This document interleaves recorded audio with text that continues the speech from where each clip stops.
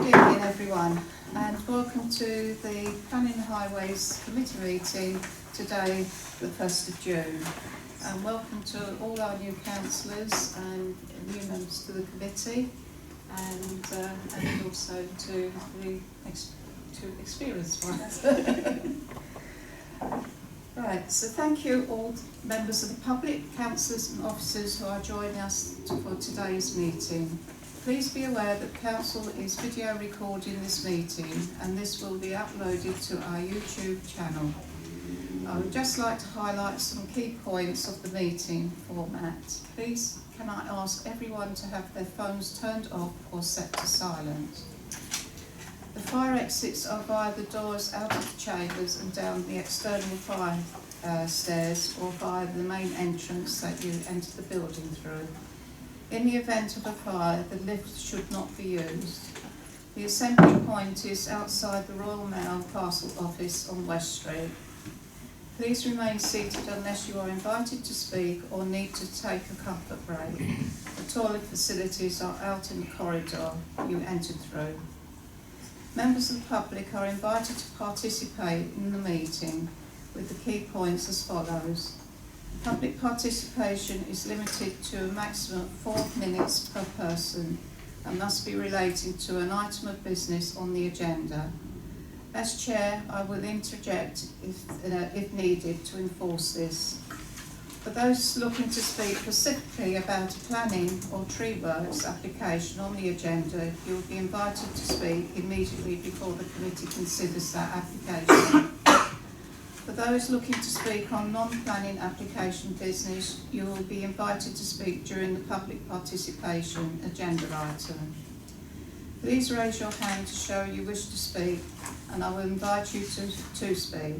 If you are comfortable standing, please do so to ensure you can be heard across the room.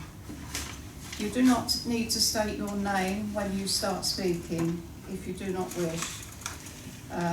But we ask that you clearly state which agenda item you are speaking about. I would ask that participants looking to leave the meeting wait until the end of the agenda item to limit distractions from other participants. Members of the public looking to leave the building will need to be escorted out by a council officer. If the meeting goes into confidential session, a 2-minute break will be held to allow members of the public to leave. To all present, please remember to show respect to others in the meeting and avoid interrupting where possible to avoid others to follow the meeting. If any councillor feels concerned about any aspects of the meeting or discussion, please clearly state point of order. I will then gesture for you to elaborate. If anyone present is felt to be behaving unacceptably, they can be ejected from the meeting by resolution. Thank you for listening. On behalf of the Council, I would like to thank everyone for attending the Town Council meeting.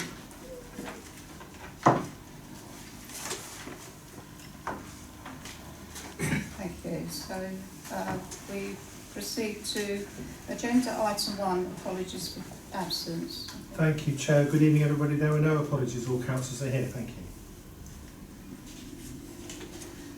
Item 2, disclosure of interest. To deal with any disclosure by members of any disclosable pecuniary interests and interests other than pecuniary interests, as defined under the Seaford Town Council Code of Conduct and Localism Act 2011 in relation to matters on the agenda. No? Thank you. Item 3, public participation. To deal with any questions or brief representations from members of the public in accordance with relevant legislation by Seaford Town Council Code, Council Policy. In accordance with Town Council Policy, members of the public wishing to speak on individual planning applications may do so immediately before each planning application. I'd just like to say that we are moving agenda item 5 before the planning applications. Is there any members of the public like to speak? Okay, so this is all on agenda item, agenda item 5, okay.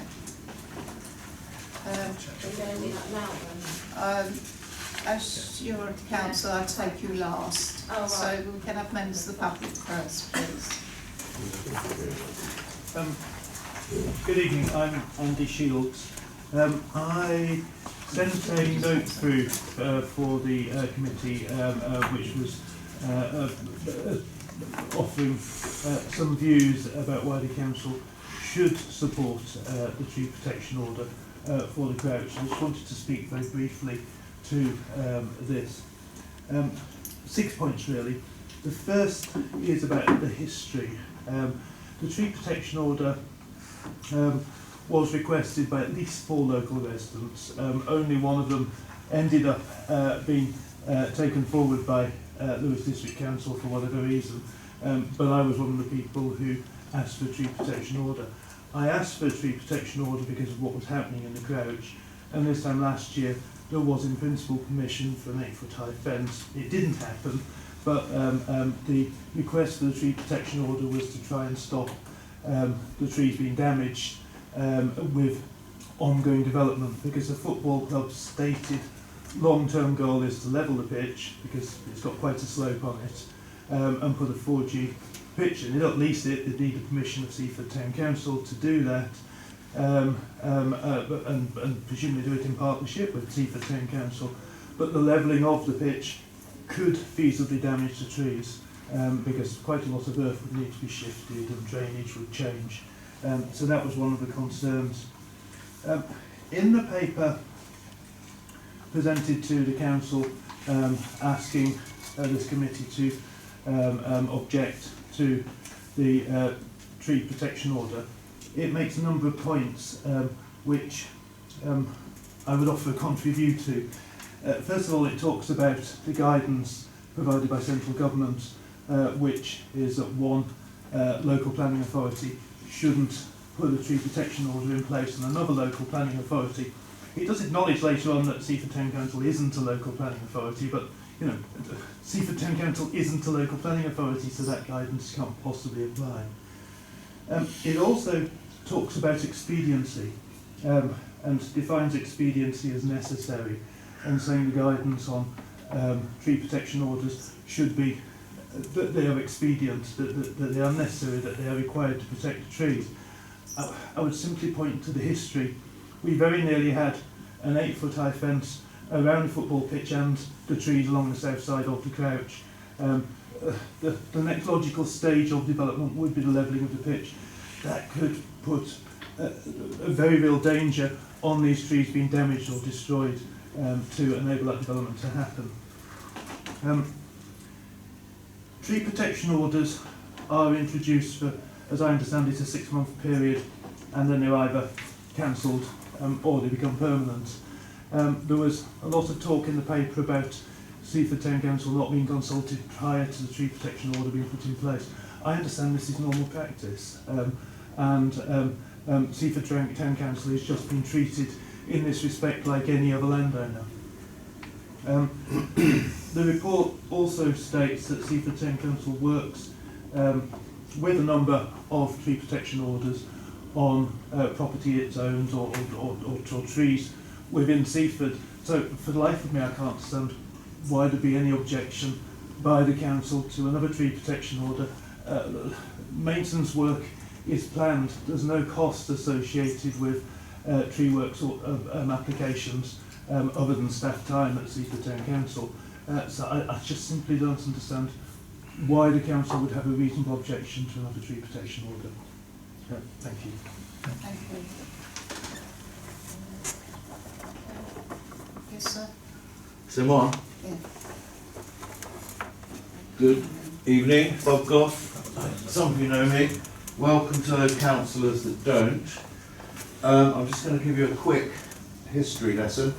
But just to clarify, did all of you get Andy's report and have had a chance to read it? Okay, thank you. Right, Crouch Gardens is a local designated green space under Seaford Town Council's own neighbourhood plan. Some of which I know, because I've been in front of councillors before, you may have had this information, but I know there are some new councillors here. So it's a designated green space. The football club in 2021 decided they wanted a dedicated football facility and sports complex and to open up a cafe bar all week. That was recorded in the council minutes 23rd of June 21, and I have a physical copy for those that would like to see. The council agreed, as Andy said, in principle, to ban dogs from the pitch, put an 8-foot fence up 3 metres round, which then included the area on the south side with the 6 trees that we applied for. Now, there were 4 of us of Crouch Concerns who applied for the TPOs, and they're all registered with Lewes District Council, and that was approved. Now, not only did Lewes District Council approve the TPOs for the 6 trees that would have been encapsulated in the ground rather than the pitch, in their wisdom, Lewes District Council also approved all the rest of the trees. So they've gone not just the 6, but all of them. Now, there is an argument in Jeff Johnson's paper that the Seaford Town Council are good guardians of the Crouch. Now, the evidence I've given here, where Seaford Town have acquiesced initially on the 8-foot fence, then the 6-foot fence, 3 metres out, changing the whole nature of the designated green space. They also Seaford Town Council gave £5,000 to Seaford Football Club when ID Verdi had a contract to undertake the maintenance anyway. So there was an extra £5,000 of maintenance that needn't have been spent, taxpayers' money. As you know, some of you know, and the football club then have committed a number of planning breaches in terms of the floodlights and in terms of the advertising hoardings. And those advertising hoardings are still not there, nearly a year later, and Seaford Town Council hasn't, in its wisdom, decided to ask the football club to remove from their land, that they do not lease, that they rent, all the adverts. They've also had public events there on a social premises licence, which is for members only and bona fide visitors. Big advert without the appropriate temporary events notice. And that happened on several occasions, and I've got documentary evidence that the football club refused. There have also been bylaw offences, marquees put up without permission. Also, Seaford Town Council entered into a 50-year lease for peppercorn rent with the football club, and this was against the permission of Lewes District Council, and there is a covenant that says Lewes District Council must be consulted and give permission. So I would argue, and I'm hoping in the future, and I know we've worked through several things, and we've had a couple of meetings with Mr. Chugg and Councillor Raven, and we are making progress, and I accept that, but I would argue thus far, you haven't been as good guardians as Jeff Johnson would have suggested, and the 500 petition against the fence suggests as much. So new councillors, we are looking after, you've got a climate emergency, yes, I'm coming to an end, we've got a climate emergency, you've got a climate emergencies committees, there are TPOs in place, and yet Seaford Town Council have been recommended, your planning committee have been recommended by your officers to actually oppose the TPOs. I'll have to bring you to an end. Yeah, okay, thank you. because you're 4 So minutes please don't on. let the mistake continue. Thank you very much. Thank you.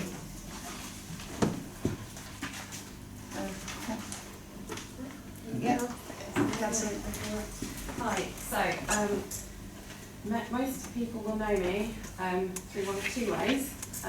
Firstly, as a newly elected town councillor for Seaford South. I'm also reading because I'm aware that I have got sort of 2 strands of involvement, so forgive me for reading to your paper, I wanted to get this right. So I believe that one of the reasons I was so well supported by the residents in the local elections is because I was part of the core team of Crouch users who opposed the football club's proposal, which was supported by the Town Council initially for a fence at the Crouch. Now, I was thrust into that rather than something I walked into, but it was sink or swim, so there we went forward. So last year, not being a councillor, it led us as a group to unpack and put under scrutiny various frameworks to do with Crouch and the Town Council's green spaces, urban green spaces. So legal things, management things, financial things and so on. So I'm in quite a unique position in that I've seen exactly, coming back to the TPOs, how they came about, how they were applied for, why they were applied for in my previous life. And now, as a councillor, I've also seen a lot of communications which have either come to me directly or were shared by Jeff Johnson to me, so that I've kind of got a bird's eye view of what's being said. So, I shall try and be clear as how I'm speaking. If I'm not, stop me. So what I can say about the tree preservation order aspect from my experience last year is that the 4 applications went in with a view to long-term protection and enhancement of our green spaces. There was a fear rather than a direct threat to them. I mean, you know, it's a matter of kind of subjective thing about the fence, but people were very aware that, you know, the Crouch may change and it may change quite significantly. I myself, before I was elected, was in a meeting with the 2 co-chairs of the football club who, admittedly, although it's not going to happen tomorrow, said they still desire to put an artificial pitch in at the Crouch. So I can't kind of ignore that. So we've heard that last year a development proposal slipped through both the Town Council and Lewis District Council's net via planning because the height went down. So the checks and balances, which was supposed to ensure a fair hearing, failed. Now, the tree preservation orders, are specific to the trees, which the local people value greatly, and I would proffer the trees remaining in place and being healthy also aligns quite strategically with the Town Council's objectives. Probably running short on time, so we know that trees are good for environmental, ecological, health and well-being, and also the integrity of the ground reasons. So tree preservation orders, they don't necessarily prevent development happening, but by having them, what it would help to ensure is that the trees are properly considered in any development proposals, which I think, as a councillor and a local resident, is really, really important in how we go forward in making sure that we fairly and equitably manage our green spaces. So, as a councillor, I could say that I view the tree preservation orders as enhancing the protections for council assets, as well as for the residents. And coming back to the report, it's kind of a trusted, not a student, we've been on a journey, but continuing the journey. I hope to be a bit of a bridge through that, and I would really like councillors to consider these tree preservation orders favourably. Thank you. Thank you. Right, that's the end of the public participation. Once the committee is in debate, I can't take any further questions.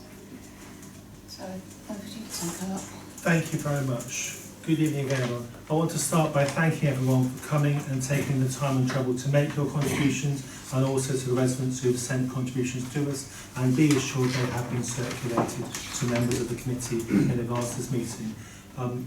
Really appreciate people taking the time and trouble to do that.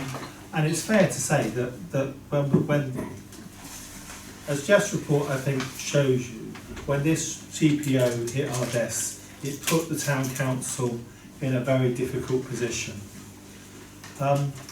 Because we have to ask ourselves, why would anyone object to a TPO? I mean, what kind of tree-hating, anti-climate control council are we to start objecting to TPOs?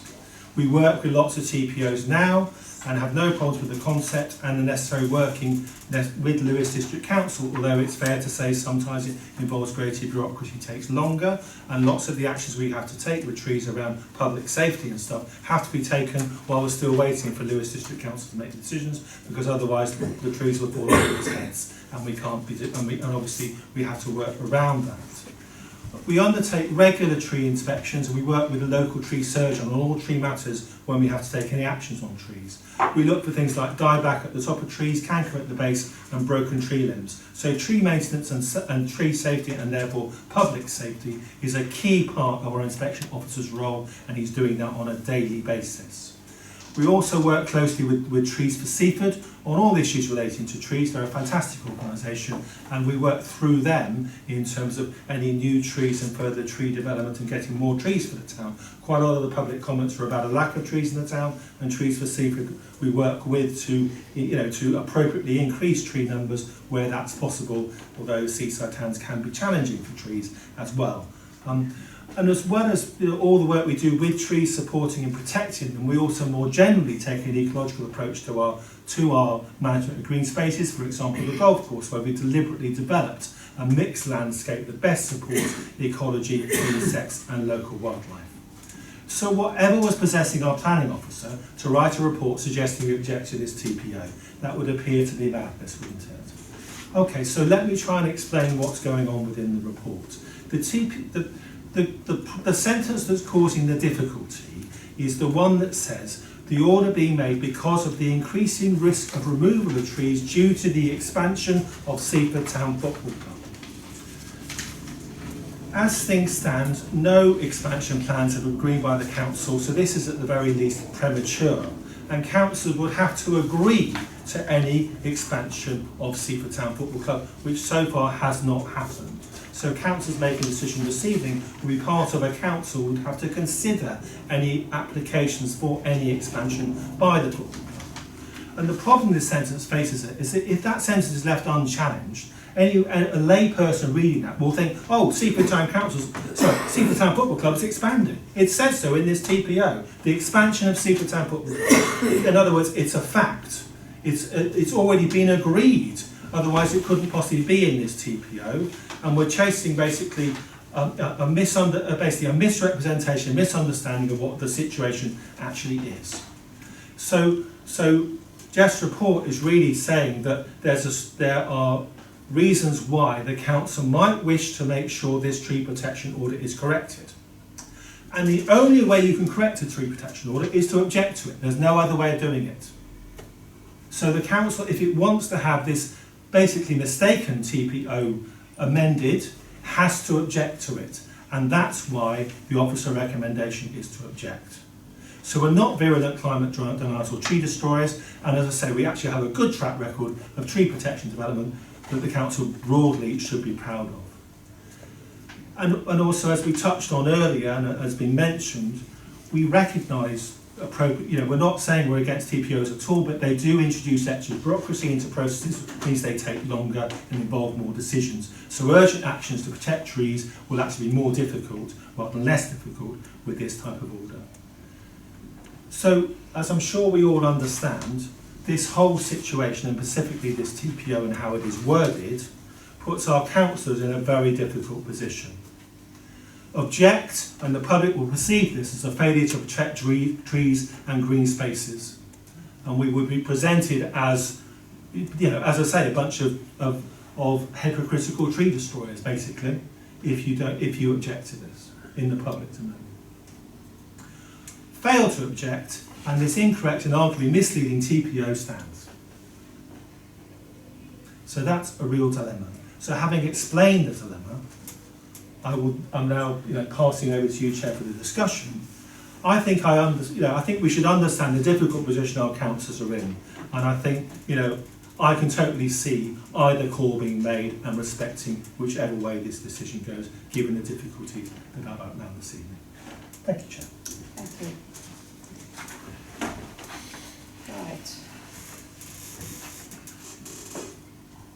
Right, so to advise the committee members on the TPO for Crouch Gardens that has been served by Lewes District Council. Now, who would like to lead on this application? This agenda item. I've got some general questions. I'll just start by saying I am quite new to Seaford, so I'm looking at this from a new perspective. But how many other trees does Seaford Town Council look after that have TPOs existing? Is it like 2, 10, 20, 100? It's not hundreds, but it's a number. There's some at Normanstow. There's some. Where's the other place? There's some sort of it's quite. There's a few. We have a lot of green spaces in the town, and so there are a number of trees. It's not hundreds, but it's certainly way more than 2. Okay, so just as a thought process, if we object to the TPO now because we're not happy with the premise that the football club want to do stuff,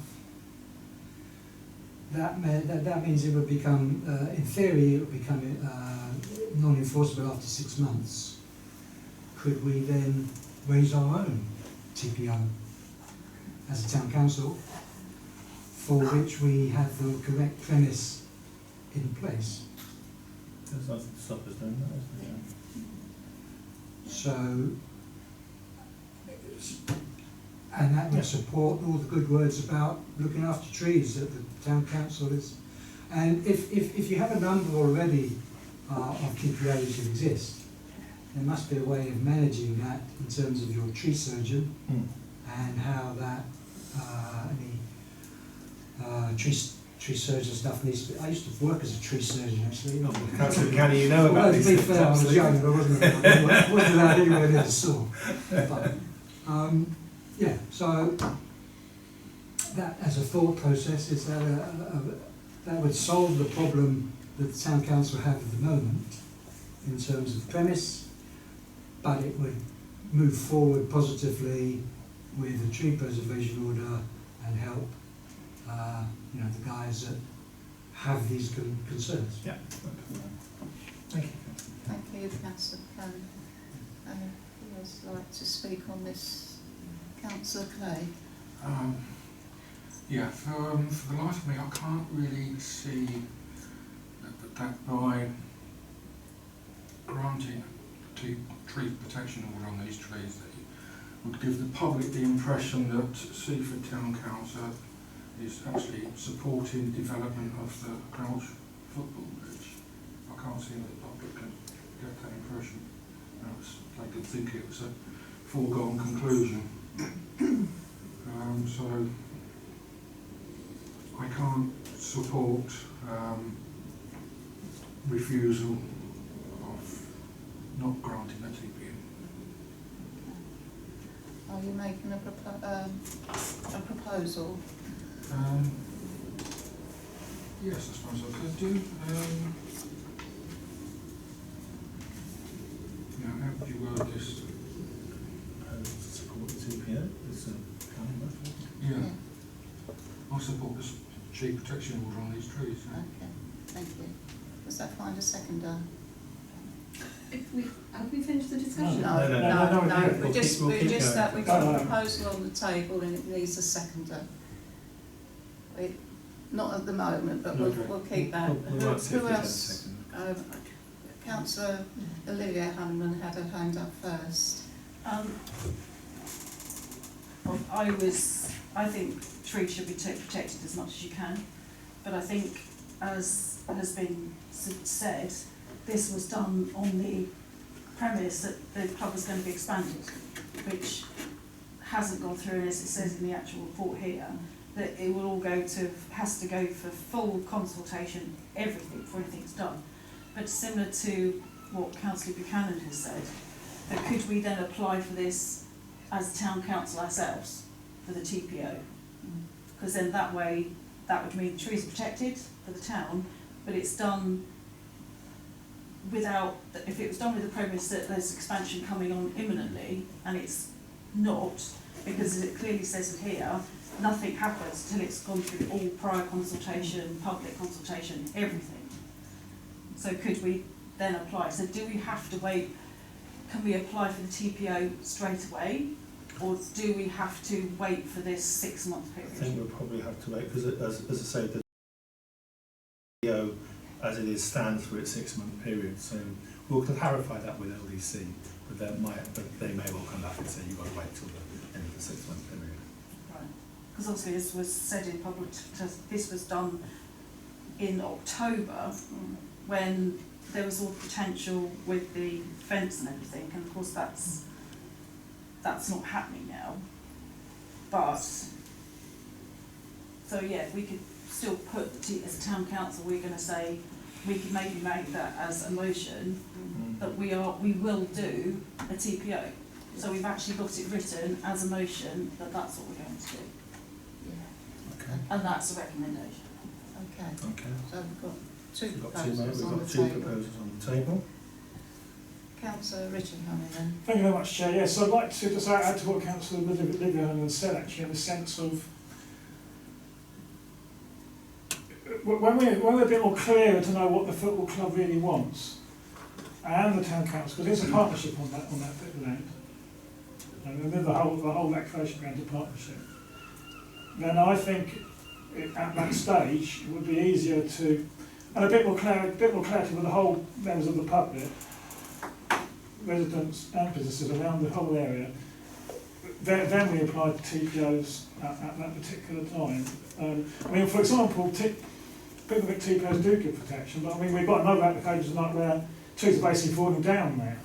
So they obviously haven't been protected. We've got some massive trees probably going to have to be felled, aren't they, as far as I can see. I know we digress, but that's an example of where some big trees aren't maintained right and they're going to have to go.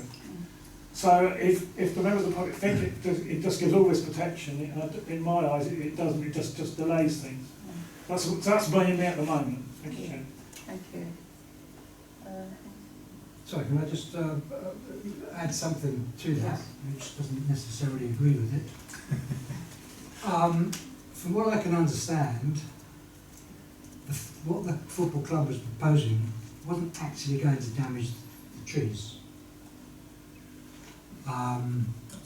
In the future, we don't know, and at the moment, the TPO that we're discussing actually is arguably a completely separate issue to what the football club might do in the future. Interesting enough, Lewis added some more trees on, apparently. Yeah. So somebody must have gone down there and had a look, Yeah. I suppose. And look, that's not a bad thing. So, quite honestly, I don't think we should wait until everything becomes clear with the football club, because that may never happen, or it might. We don't know. So, because a lot of this comes down to how people perceive the stewardship by the town council on their trees and grounds. If we make a positive action to arguably overrule what's been said because we don't agree with the premise in the TPO, which is perfectly fair, but that the town council themselves take out the option to make the TPO after the 6 months and not wait for any what may or may not happen in the future.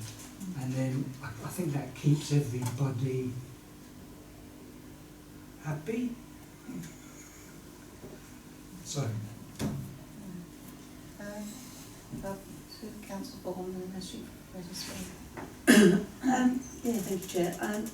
I spoke to our health and safety officer and was asking him how often he checks on the trees, how often work has been done on the trees, and he said he goes out there weekly to Crouch and checks all the trees along with the football club and the Crouch Gardens and other areas of the and then we looked at when works have taken place.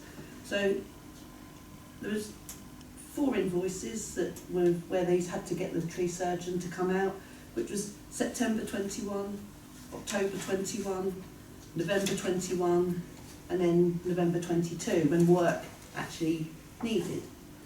Now, if a TPO had been on these trees, they would have had to apply for the TPO. That then takes 2 to 3 months for Lewis to make their decision. And I just pulled up 3 old ones, so March 24th was when someone applied for a tree protection order. The decision was made 16th of May. Another one, 17th of November, decision made 16th of Jan. Another one, 26th of September, decision wasn't made till the 21st of December. So it's not just a one-off, it's a regular thing.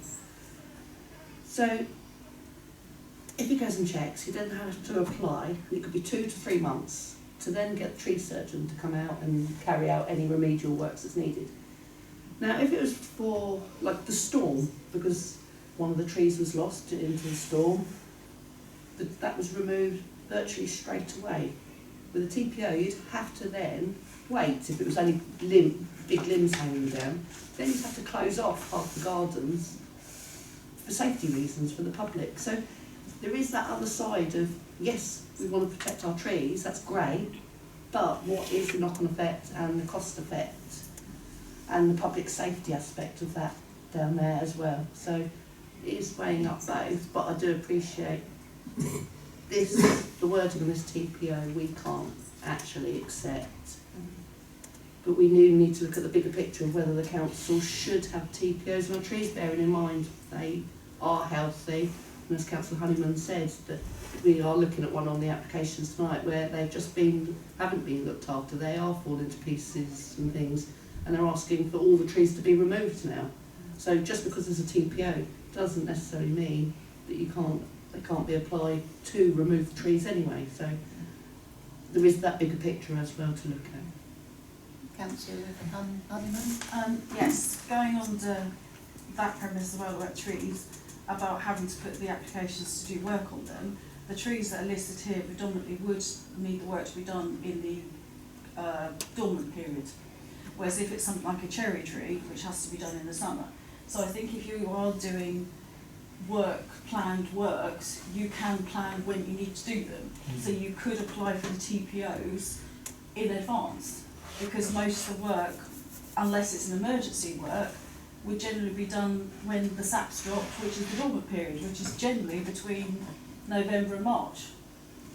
So those can be planned and programmed to do at the right time of year. So you could definitely put your applications in however many months beforehand to get the work done. I was at the Crouch today, and I will say all the trees look magnificent. They are in good order, and I think that is the work of our often, and you know, with the regular checks and that, and I think that is proof in itself. And I just wonder, when a tree is diseased, that we have this waiting time where it could affect another tree in that time. You've got that scenario. It is a difficult one, but I think I agree with Councillor Foreman that the wording on this TPO has to be corrected, and that, you know, and then if we, you know, like what Councillor Honeyman suggested and Councillor Buchanan, that we do our own TPOs at a later date. And it's recorded. That is, you know, that is my opinion, but it's up to members on how you want to vote on this. But we have got two proposals on the table. One by Councillor Kay that we Support the TPO. support the TPO. That's yet to find a seconder. Does anybody want to second that proposal? No, so that isn't carried. So shall I have a formal word for the second motion, Chair? Yes, please. Okay, again, Councillors Buchanan and Honeyman, please correct this as you wish. Okay. So, object to, are you ready, Mel, for this as well? Okay, good, excellent, okay. Beyond the film anyway, but you know what I mean. Object to this current TPO because of how it is worded, and submit a more appropriate TPO to ensure necessary protections are in place. Does that sound about what, is that sort of right? Well, that leaves the timing of the TPO open. Okay, should we add at the appropriate time at the end of that sentence? No, should be fixed at the time. Okay, so what time would you like to put into it? Well, as soon as this Arguably, it's existing like when one. the 6 months is Yeah. up. Yeah, this Oh, one.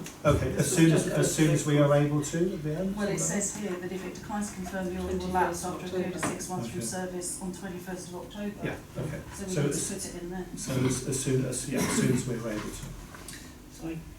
Councillor. Councillor Baldwin? Yeah, Keep tweaking, come on. can we just check, because if we're asking Lewis to reject this, they might be able to reject it sooner Yeah. if we're putting our own one in. Yeah. So I think the wording shouldn't Yeah. be in 6 months' time, No, it is that's- at the appropriate yeah. time, Okay. Yeah. because it might be 3 weeks' time, but it Yeah. might be And- 6 months' and time. we'll liaise with LDC and let you guys all know what the actual best way of doing it. Soonest appropriate time. Yeah, Yeah. as soon as appropriate time. Thank you, that's even better, Councillor. Thank you. You got that, Mel? Is that Yeah. right? Good. Councillor Richard Honeyman. Thank you very much, Chair Keenan. Are you looking at just this site as well, or are you looking at the wider picture at this stage? That's one question. This site, I think, we're just Yeah, considering just this site. this TPA. Okay. And the intention is to see possibly what the football club might be thinking of sooner than later. I'm sure that they're not going to sit down forever and just do nothing. I would have thought. I don't know. Well, that's really a matter for the football club, Councillor Honeyman. Yeah. As I say, obviously, if and when they bring any proposals forward, as landowners, we will have to consider them. Absolutely. Yeah. So, and nothing can be done without the agreement of the council going forward. Okay. I'm happy with that. Councillor. Yeah, I was just going to say, as long as we know it's definitely putting this in, that's why I said about the date, but if it's as appropriate, we know that it's definitely happening. Right, so are you happy with the wording, Councillor Honeyman? Are you seconding Councillor Buchanan? Oh, And you're happy with the wording? you've got the word soonest in. Yes. Okay, so I'll put it to the vote. So can I? Actually, just one bit of clarification. Yes. Are you thinking doing all the trees in the Couch Gardens in years? But there's some on that's the south side, there's some down the other side. I was just wondering, what are we looking at, the whole site? I think, Councillor Honeyman, we need to sort of take things in the order. Right, okay. We need to take necessary actions about these trees in this First, yeah. TPA tonight. Yeah. And then, again, the councils are then free to consider going forward if there's any further measures they wish to then take and propose to council in the future. Again, we can, as Councillor Gorman diligently took the trouble to consult with the relevant officer about how this is operating in practice, so you can hear what's going on within the council. So it's so therefore we're capable of preparing more information for further considerations if that's what councillors wish going forward. All right. So we've got it proposed, got it seconded, Chair. Yeah. So can I have a show of hands, please? Okay. That's And one, those two, against? that's 1, 2, 3. That's Opposite. one Thank you. abstention and 6. So 6 for and 1 abstention. Thank you. Thank you very much. Thanks, Chair. All right, so that's the end of that item. Does anyone need to be shown out? Yes, please. Then I should do it, and then we'll lose. Yes, I have. Okay. We'll resume. Back to the planning applications. So planning applications received in week commencing the 24th of April. LW/23/0237, 1 Grosvenor Mews, Grosvenor Road, demolition of the side conservatory and erection of a single-storey side extension. Any members of the public like to? Would you mind if you're not going to comment? I don't know we go straight I don't know through? what That's minutes something. I end with, so Yeah, okay. thank you very much. So, open to the committee. Councillor Borman. Yeah, thank you, Chair. I'm actually fully supportive of this. It's actually got the same size footprint as the conservatory anyway, so support that. Is that fine to second them? Councillor Honeyman, any other comments? No? Okay, and can I have a show of hands supporting this application? That's everyone, Chair. Thank you.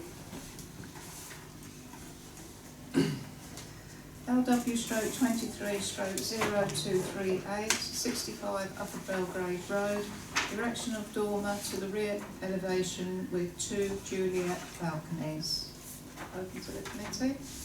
Councillor Hanneman, Richard Hanneman. Thank you very much, Chair. Thank you again. It's substantial. I've very often is, but a lot of the properties up there, it goes up by about 50%, doesn't it, the footprint. But it's a rear one, so it's a rear dormer. I think it'd be hard to basically turn this particular one.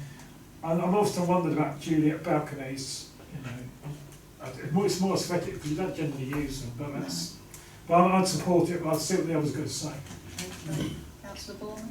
I'd like to object to this application. The dormer is very, very large,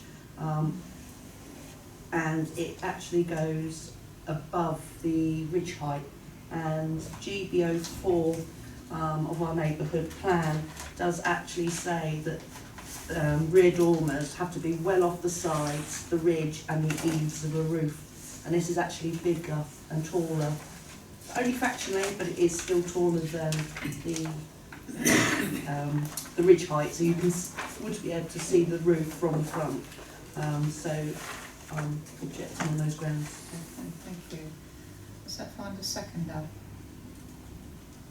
Councillor Hanneman. Well, I also changed my mind because if it's just it is basically like at the moment the plans. So effectively with amendments, I'm sure eventually it will go through. But we've got to not support it at this stage and just to reconsider.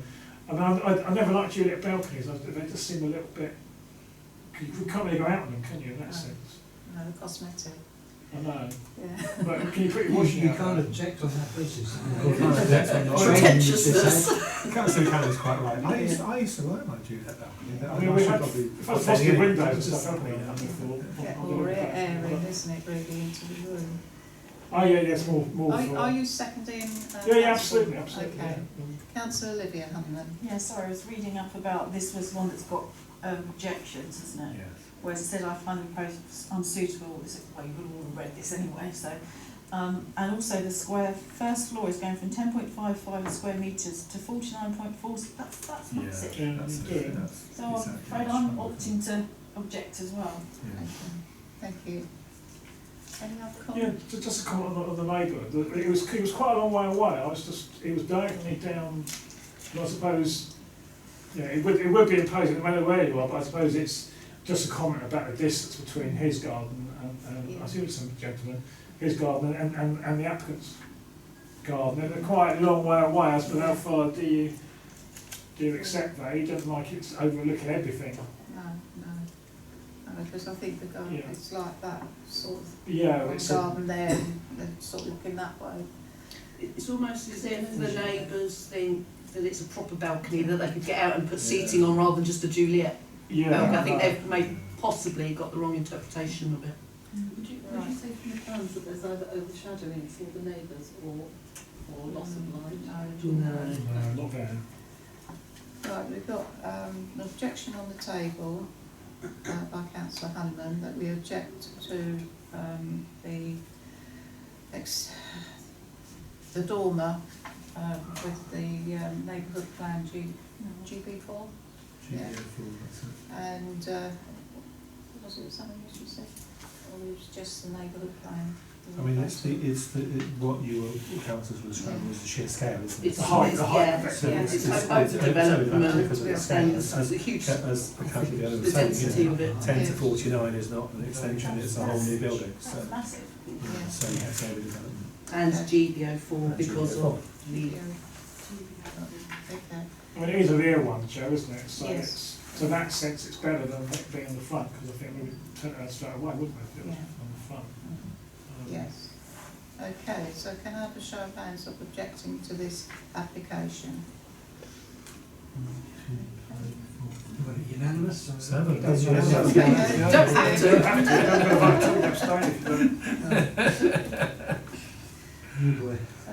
LW stroke 23 stroke 0245 90 Clermont Road, replacement single storey rear extension to comprise of 2 one-bedroom flats, class C3, to be used for emergency housing with provision of refuse storage and 2 cycle storage units. Who'd like to lead on this one? Councillor Richard Hanneman. Actually, I'm assuming that the existing flats are Seaford, aren't they? Yeah. Yeah, right, okay.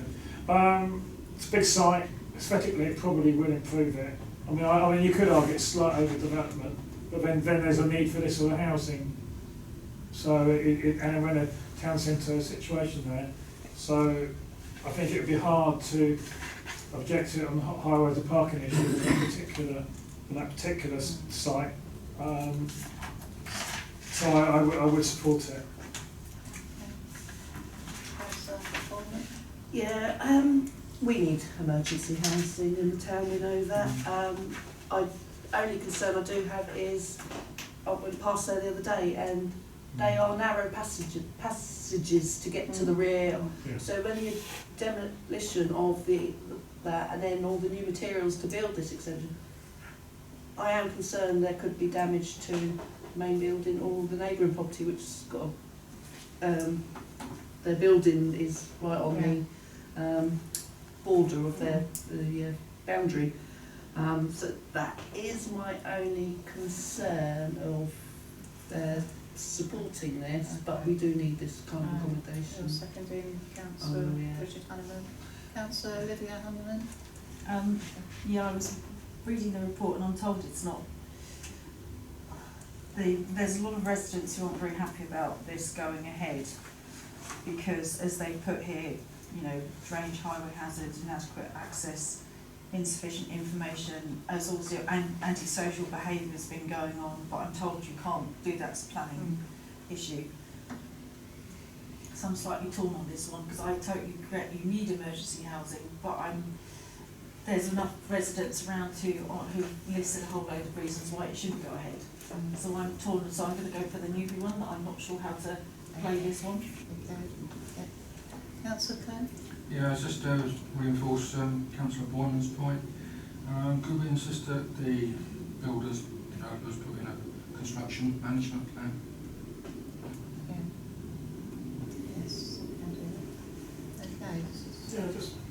Councillor Hanneman. I mean, I haven't explored all. I know there's a fair number of residential care homes around there as well, isn't there?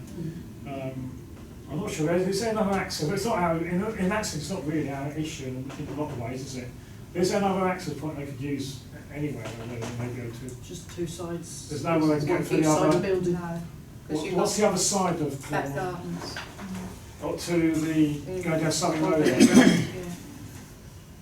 No, it's not really. You can't really do it, can you? This, you But as Councillor Clay, we can, construction plan, yeah. request that if you're happy with the. Oh, absolutely. I think we'll indicate that in our recommendations. Yeah. Okay. Thank you. I'm happy then. Okay, so we've got a proposal that we support this application with the construction plan. Seconded by Councillor Foreman, and can I have a show of hands, please? That's 6, 7 abstaining? passed. I'm going to say We want because I'm not to- sure. that's fine. No, that's fine.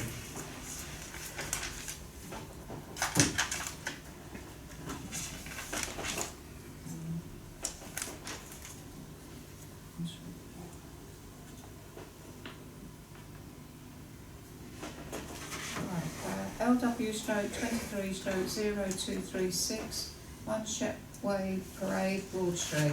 Installation of a replacement mechanical plant, new palisade fence and gates to plant area and rear elevation, and replace 7 timber windows at first floor level with new UPVC at side elevation.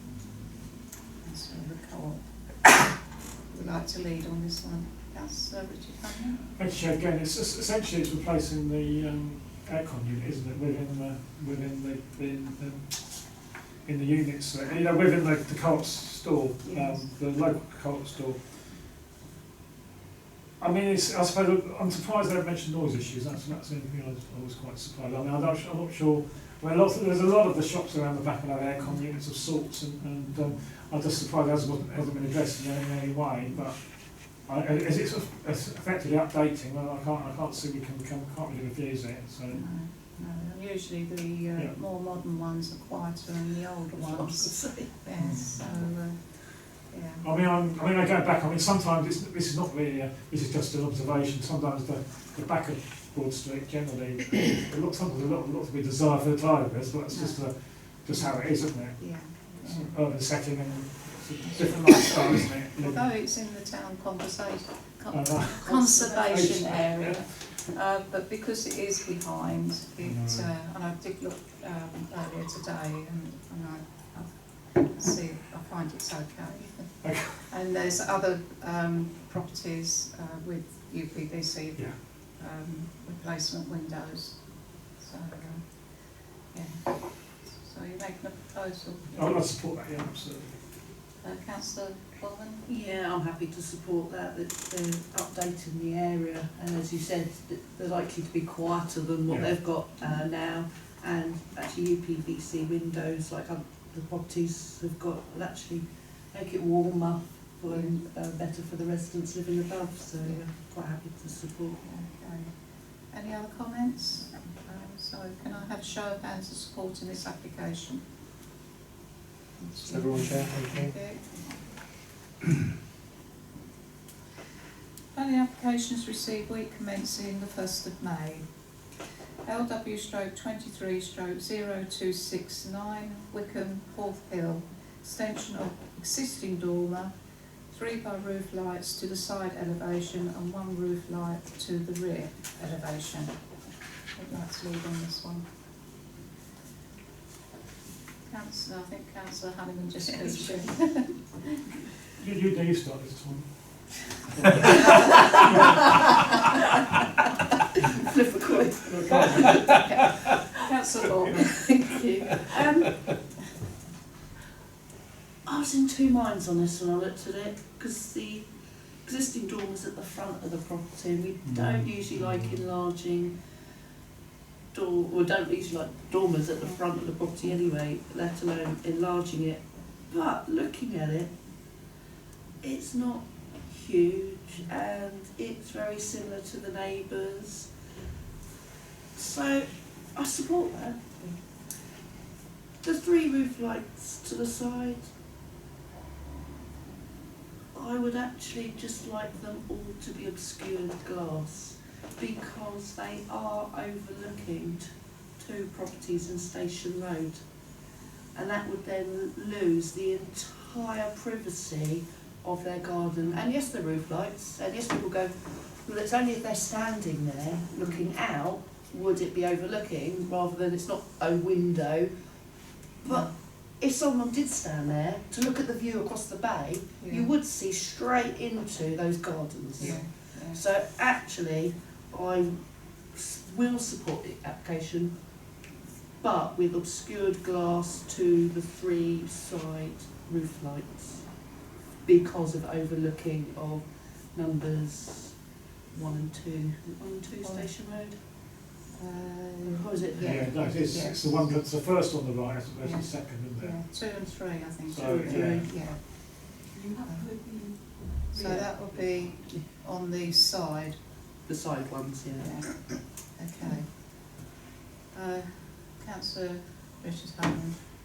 The Councillor Bournemouth explained it very well. I think the precedent is next door up to a point, and absolutely right with the start of the Station Road premises, because it's quite Wickham, the one we're talking about, and next door are very dominant on that road, and it would have effect on overlooking on the start of Station Road. So I agree with what you said, Councillor Bournemouth, for you, Jen. So support. Councillor Olivia Hanneman? I was just going to say that obviously, like we've all looked, there's no complaints on there, but actually, I'm just going to go back a step. But how on this 90 Claremont Road, there was comments made that residents hadn't seen the notifications. How? Because obviously this is coming on May the 1st. How quickly can people be? As soon as it's there, they can be putting complaints in, can't they? And they can put observations, objections. So I'm just wondering, because there's nothing for this one at all from when I looked it up. So I was just making an observation. Obviously the residents obviously haven't put anything in, but I was concerned when I read about 90 Claremont Road that people hadn't seen the notifications about putting objections in or comments. So I just wanted to make that as an observation. Okay. I don't know if that's anything, but Yeah. who puts I mean, Lewis would have picked up on that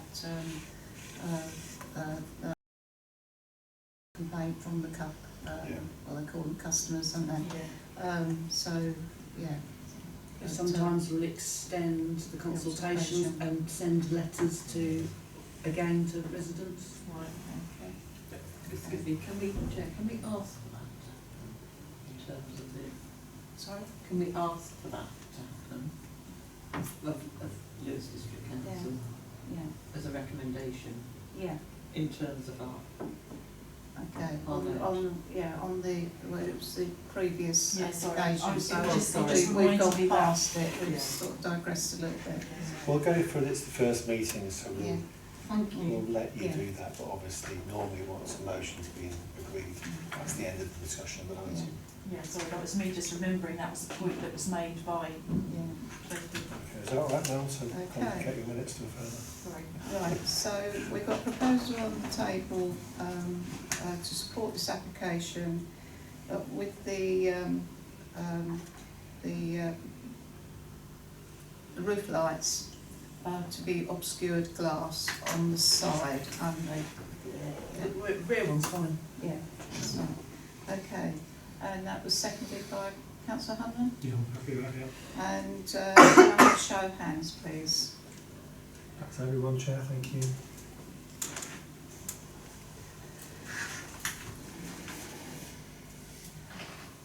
LW/23/0261, Unit 24, Cradle Hill Industrial Estate, Cradle Hill Road, proposed first floor extension. I'd like to lead on this one. Councillor Baldwin? Yeah, thank you, Chair. It's nice to see a business wanting to expand and stay in Seaford. So our neighbourhood plan said that we have a lack of industrial units anyway, so actually to provide an extension for a business and will create more jobs in the town as well. So I'm quite happy to support this. Okay. Was that right, a seconder?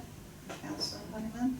Can I just come back on that? I was interested in what the neighbouring business thought about it, with him thinking he was going to overlook his property. Like, I couldn't really see it's too significant in a lot of ways. They're fairly small units generally, aren't they? And also it's commercial rather than residential. Yeah, so there's different rules anyway, slightly, isn't there? More than that. Okay. So are you seconding? Yep. Thank you. Any other comments? No? So can I have a show of hands supporting this application? That's everyone, Chair, thank you.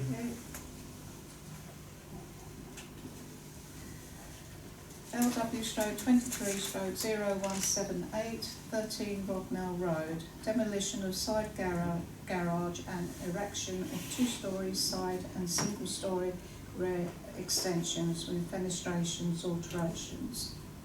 I'd like to lead on this one. Councillor Borman? Thank you, Chair. Usually with extensions, we say they've got to be subservient and half a metre back, which is what's in our neighbourhood plan. But the next door neighbours did exactly the same, and their planning application was 2020. So now they're just going to look like the same frontage. So I'm actually happy to support this. Okay, thank you. Is that going to second it? Thank you, Councillor Hanneman. I will say, I often say, obviously one less garage, but I expect the existing garage is probably hardly, probably never used for cars anyway, it's probably used as storage area, so, and as Councillor Bournemouth says, yeah, we've done it next door, so it'll just look like a bigger house effectively. I think converting the garage is slightly different, generally, aren't they, because especially if the garage is built into the house, you can almost get away with that subservient to the half metre or metre rule, isn't there? Yeah, because it's integral, isn't it? Yeah. So I thought second. Okay, any other comments? And can I have a show of hands for supporting this application? Yeah, that's everyone, Chair, thank you.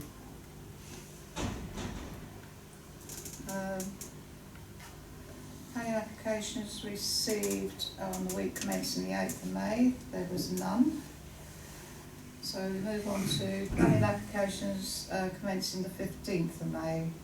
LW/23/0240, 37 South Down Road.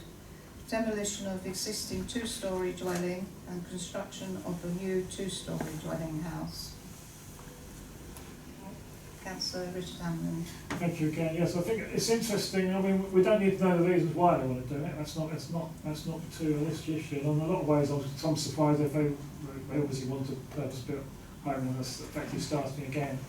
You know, probably a bit more eco-friendly. I expect they're looking at what's going on. So, I mean, you could argue it looks a bit bland. Again, it's not our, the existing one looks a little bit standard. So. I can't see we'd have to. We can't reject it now. I can't see why we should be objecting size support it. It's similar size anyway. Councillor Bowman.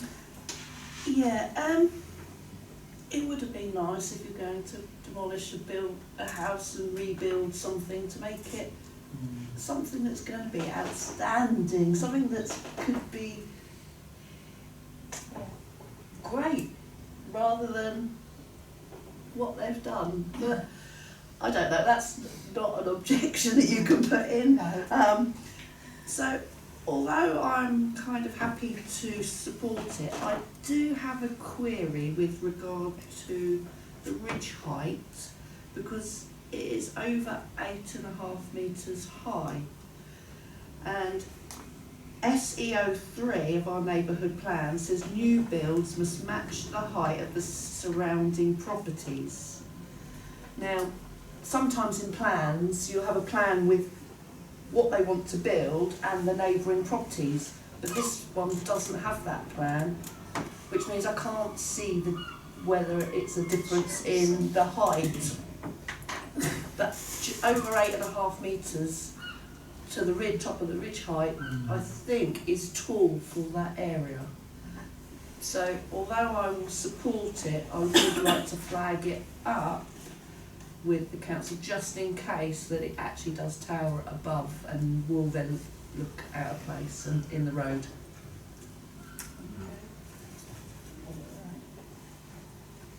Okay, any other comments on this application? No. So, Councillor Hanlon was Yeah. I mean, will you? 8.5. I'm happy with. I'm obviously grateful for Councillor Baldwin to note what she's noted. That's great. 8.5 metres is how many feet's that? 26, so about 30 27 feet. Yeah, I'm just trying to picture the other ones down there. yeah, because older houses have a higher pitch, don't they, than modern houses, which are a bit of a narrow, you know. Yeah, generally shorter. there. Yeah. That's why I just want it checked, because I can't check it No, unless I take a tape measure down to the next door neighbours. no. That's I why I think just it's want to a flag it font. up to check. Yeah, you want it to the same, roughly the same. So Yeah, you're 'cause that happy whole road is- with, Oh yeah, that. with what Councillor Baldwin is Absolutely, suggesting? I'm happy with that, absolutely, yeah. So, right. So can I have a show of hands supporting this application with the checking on the height of the new dwelling? Okay, That's everyone, Chair, thank you. thank you.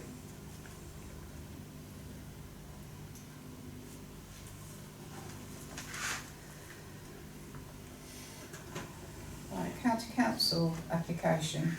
LW/3478/CC, Seaford Head Lower School, Stane Road. Temporary installation of one mobile classroom for a period of 5 years. Councillor Borman. Didn't even have my hand up. Councillor Richard Huntington. I can put it another way. The county council have a stock of mobiles which they move around from school to school as and when they need to move them around. There'll be an existing one, so that's one thing I'll say. The 5 years is generally standard anyway. That is what they call short term. We've had this before. It is basically 5 years. What worries me, they just mentioned 1 year, the pan of 20. I don't know if it's really it's a way of just getting, makes me, I'm just a little bit suspicious that they might be just wanting to do it for 1 year. They're not really going to use it, but just want to use it for storage. That's just my own. That's how I sort of see it. It doesn't seem substantial enough looking at what I saw. That's not really our concern, is it? Yeah, but I mean, I mean, it's the actual positioning of this I classroom. I don't like the size of it because you're going to move a lot of outdoor facilities for the activities for pupils there. So I mean you are losing a resource for that bit. But we obviously can't reject it. But just a few comments there. Who was Councillor? Yeah, thank you. We knew this was going to happen because 7 years ago, Cradle Hill, Chipton School all started to take a third intake into reception. Yeah. Now they're going to be starting to go up to Seaford Head. So Seaford Head needs larger facilities because of the larger intakes over the primary school years. So this we could see happening anyway. So yes, we do really have to support it. Otherwise, we're going to have children with no classroom at Seaford Head. I do see your point with because it's all picnic tables and chairs outside, but I think they'll find somewhere else to relocate them to because obviously that's a solid standing area at the moment. So, but yeah, I'm happy to support it. Okay. Councillor. Yeah, I was just going to probably reiterate what Councillor Bourneman's done, that looking at the siting of where they put it, it's not really causing any problems, it's not really going to upset residents or anything because it's so far away from residents. So I'm quite happy to support it, and as it said, you need it to provide additional 20 pupils teaching space. So, It's just exciting, isn't it? It's like 4 previous ones. So. Yeah. Okay. So we recommend to support this application proposed by Councillor Richard Heyman and seconded by Councillor Bournemouth. Can I have a show of hands, please? Second one, Chair, thank you. Works. TW stroke 23 stroke 0038 stroke TPO. I'm not going to read all of it out because you've all got it in front of you. So yeah, who would like lead on this one? Councillor Bournemouth? Where's Councillor Lord? Yes, good question. I think we started on this a little earlier on, and this is the one we were discussing with the trees not being well looked after. And I know it's the horticulturist, that's the one, I can never pronounce it, has put the application in for the resident, so obviously knows what he's talking about. But is there a way, because that T1, Monterey Cypress, it just looks like it's part of, it looks like a separate limb that's coming over. And could part of it be taken down to make sure it doesn't fall into the house rather than just taking out and dismantling the whole tree? Yeah, I've got a third has failed and the remainder is leaning to the property. If you look at the pictures that they've put up, yes, there's part of it leaning, but the rest of the tree does look okay. But we could certainly, put that in our comments to say, is it possible to save part of the tree? because what they seem to be doing is removing all the trees from the front of their property, and don't think they should be. If it's dead, because there is one that is, you can see is clearly dead, fine, remove it. But if they're not dead, is there not something they can do to try and save it? Yeah. Councillor Clegg, it does. Yeah, I had a walk up there this afternoon, and is the Monterey Cypress the one that's already split in half? Is that the one they want to pull down? Yeah. Well, I think it should come down. It doesn't look healthy at all. It's not green at all, so it's on its last legs basically, and it's only a marathon before it falls down. Okay, that one drops. Yeah. Councillor Buchanan. Sorry, quick question. If you take a tree down, do we plant something in its place? Is that? With the TPO, if you do take a tree down, that is advised you are replanting with something else. Okay. It's not a TPO then. Well, these are TPOs. Yeah, once it's gone though. Yeah. Oh, well, yeah, they've got to replant a tree, but it wouldn't be a TPO on that tree. No. Okay, not automatically. Yeah. be Chair. Councillor How do you enforce that? There's 5 trees that they have concerns about, haven't they? Four. Yeah, well, that's the first one. Yeah. So is the that second one is dead, apparently. Yeah, I was thinking about the replacement factor and building in that into your recommendation back to Mr. Law. Yeah. That is normal practice with TPO. And that does happen. Yeah, does and that's it? what the tree officer will be recommending. Okay, fine. Okay, so any other comments on this application? So,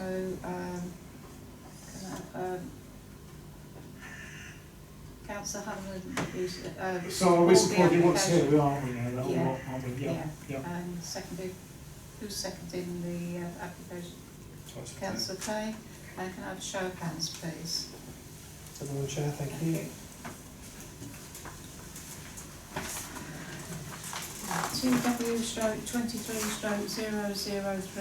2W/23/0035/TPO, 25 St Peter's Road. Who'd like to lead on this one? Councillor Kay. Yeah, again, I had a look at this one this afternoon, and it'd be a shame to lose this tree. It's a mature tree, looks perfectly healthy. I think if it would have done any damage to the house, it would have done it by now. It's too late, so I can't see a good reason for it to come down, to be honest. Did you see any signs of the ash dieback? No. That's what I've got noted when I looked at the application. It's Is there- interesting. Did you see any issue with light to the house or? It's certainly restricting their light. Yeah. As I said, it seems perfectly healthy to me. I think that the applicant just wants to tidy up their garden. Yeah. So you're proposing that we object to this Yeah, application? at least get somebody to have a look at it. Okay, thank you. So just a quick one, I mean, I haven't seen this tree, but is it private ownership or is it out in the street?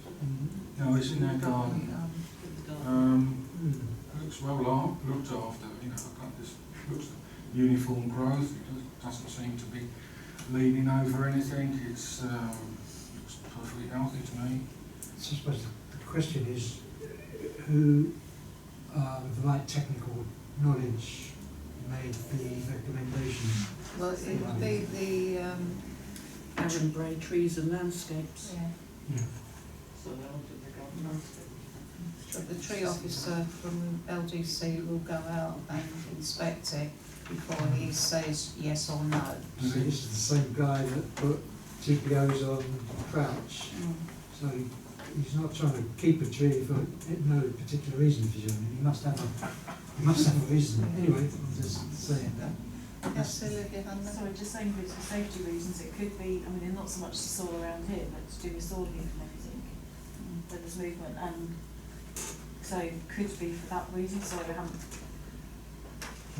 wondering what the safety reasons are, but for somebody to put that is, to me, is either it's going to uproot the house, because being an ash, they can get quite big. To remove the stump for safety reasons, which is to eliminate chances of future damage, because even if they cut the tree down, it can still regrow and everything. Especially an ash.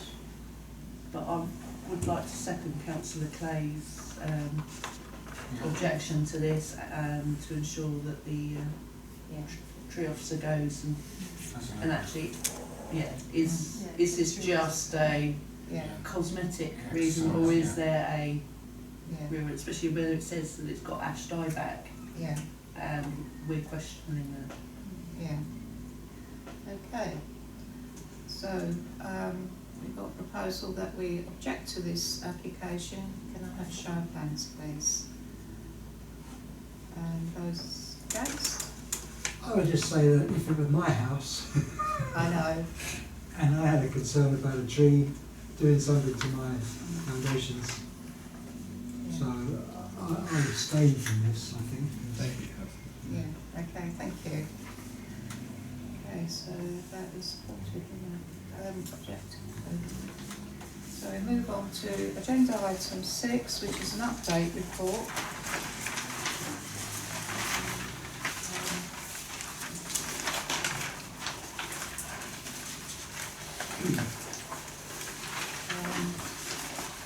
To new members of the committee, we get this every time we have a meeting, and it shows you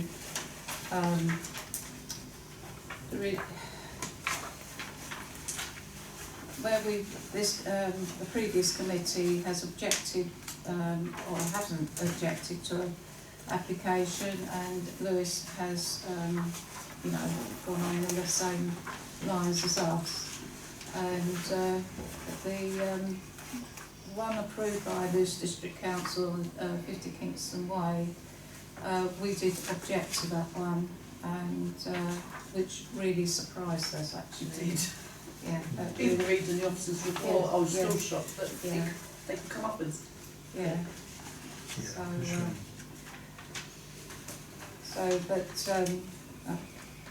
Our planning officer does this report every time, so it's quite interesting to see how we differ. Normally, we're in sync on most. It's very, on most I'd say the applications. majority are Yeah. in sync. It's Yeah. unusual they're not. You get a couple of years. A couple of years, exactly. Go a couple of years. Obviously, councillors are free to reflect on where there are differences, if that makes Yeah. sense. And if ever there's either a pattern of significant differences beginning to break out, and or there's a particular application where there are serious concerns, if you like, about the decision of LDC. You can't change the decision, No. but officers, but you might suggest to officers that they go off and have a chat to LDC, if you know what I mean, or something, I'll raise it with them if they wish to. We have done that in the past. We have. So you might like to look at that one and see what the officer's objection, why he approved it, he or she. Because it was mega actually, it was like, almost like what we just discussed, wasn't it? Yeah. Yeah, I mean it's... So, yeah. So unless there's any further comments on that, I would recommend that we note the report. So noted? Yeah, noted. Thank you. So that concludes the meeting at 8. 8:30. That's maybe a little bit slow. 8:30.